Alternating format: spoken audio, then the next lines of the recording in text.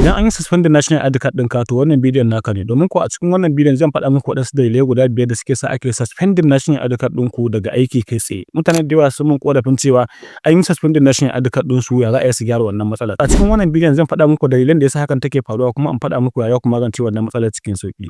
Dalili na farko da yasa ake dakatar muku da national ID card ɗinku shine multiple registration. Abin nufi a nan gun shine za ka ga mutum ya je ya rijista national ID card guda biyu, iya da wannan national ID card ɗin daga farko, amma kuma sai ya samu matsala irin ko date of birth ɗinsa an sa masa shekarun ba daidai ba ko sunansa ba daidai ba, sai je sai sake yin wani. Wanda yake faruwa a nan gun shine idan NIMC ya gano cewa kana amfani da national ID card guda biyu ne, za su yi suspending national ID card ɗinka gaba ɗayansu su daina aiki kai tsaye a nan take.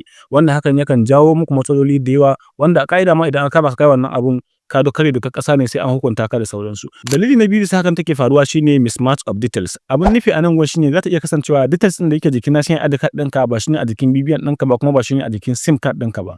Kun gane me nake nufi a nan gun shine za ta iya kasancewa wani ya ga suna biyu ne a jikin national ID card ɗinsa, amma suna uku ne a jikin BVN ɗinsa. Na ta iya kasancewa a jikin registration na SIM card ɗinsa ma kuma ba wannan sunan yake amfani da shi ba kai tsaye.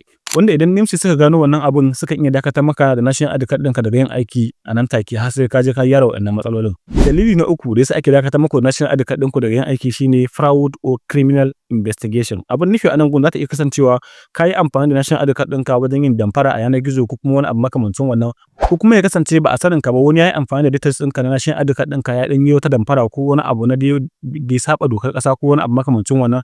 To idan ana investigation ana so a gano gaskiyar wannan abun, akan iya dakatar da national ID card ɗinka daga yin aiki a nan take. Dalili na hudu da yasa ake dakatar muku da national ID card ɗinku daga yin aiki shine biometric issues. Abin nufi a nan gun za ta iya kasancewa national ID card ɗinka ka yi shi lafiya ƙalau, amma zai iya kasancewa hoton fuskan ka bai fita yadda ya kamata ba, ma'ana ita na'ura ba ta iya detecting hoton fuskan ka wanda zai tabbatar da cewa kai ne mai wannan national ID card ɗin, ko kuma ya kasance fingerprint ɗinka ya sauka akan national ID card ɗinka, wanda idan ka je sai ka sake wannan fingerprint ɗin ko kuma sai an sake ɗaukan hoton fuskan ka kafin ya dawo ya ci gaba da aiki a cikin wannan lokaci. Dalili na biyar da yasa ake dakatar muku da national ID card ɗinku shine fake agent registration. Abin nufi a nan gun yayin da ka je register national ID card ɗinka sabo, ka je ka yi amfani da fake agent wanda suke register national ID card wanda ba san aikin su ba yanda ya kamata.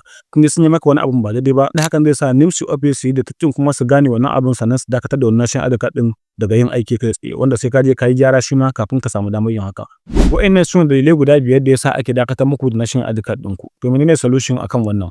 Solution akan wannan shine ka ɗauki national ID card ɗinka, ka ɗauki voters card ɗinka, ka ɗauki birth certificate ɗinka, ka garzaya NIMC office na kusa da kai, kai musu bayanin ga abin da yake faruwa. Daga nan za su yi maka tambayoyi, idan suka maka tambayoyi a nan za su duba kuma su gane menene issue ɗinka, nan take za su gyara maka shi cikin sauki. Wannan shine hanya mafi sauki da za ku bi ku gyara wannan matsalar. A ƙarshe jin hankalin da nake so ne muku shine ka tabbata ka je NIMC office domin yi maka wannan aikin. Ka je wajen wani agent da yake national ID card ka ce zai maka wannan aikin, zai ci kuɗin ka ne aikin banza, ba zai iya maka wannan aikin ba. NIMC office ne kaɗai suke da ikon su gyara maka wannan matsala. Okay, idan ka zaɓi wannan bidiyon ka taimaka ka share ka like ɗan uwa domin su gani.